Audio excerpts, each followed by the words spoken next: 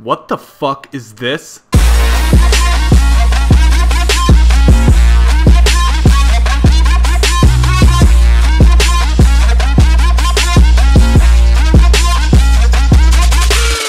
What in God's name is this? Somebody actually took the time to make this. Alright, not gonna play Yemen, that map is horrible.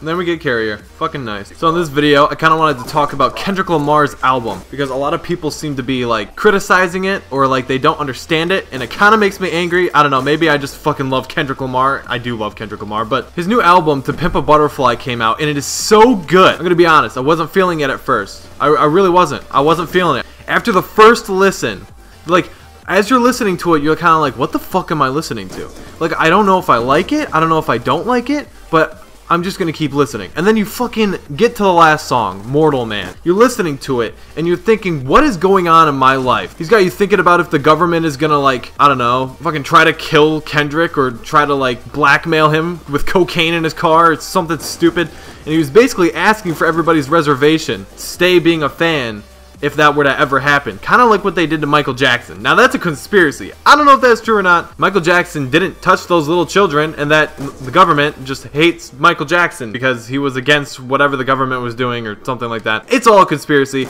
but it was so good and it gets you thinking. And at the end of the song, he literally has a conversation with Tupac. We have all wanted Tupac to come back, and he comes back on Kendrick's album. Can you believe it? It's obviously not Tupac. It is Tupac, but it's a recorded interview from the 1990s, and basically Kendrick took his favorite snippets of it, played it back, and wrote his own questions to make it seem like he was talking to him. And it's genius.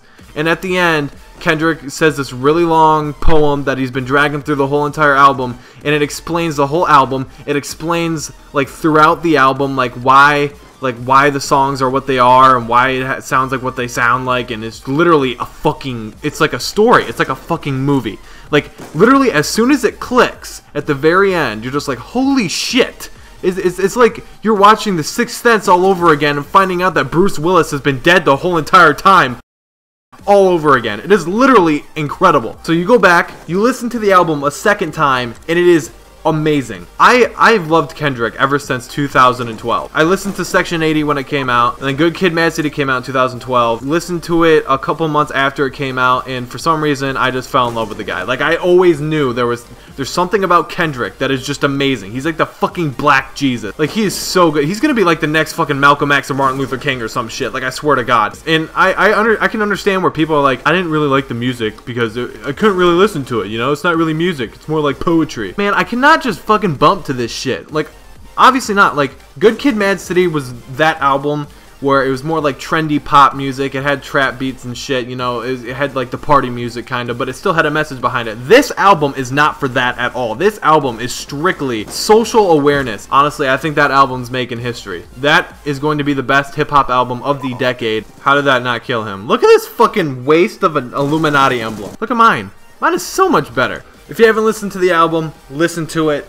Tell me what you think in the comments down below, if you liked it or didn't. I mean, there's so many speculations about the album, but I personally think it is so fucking good.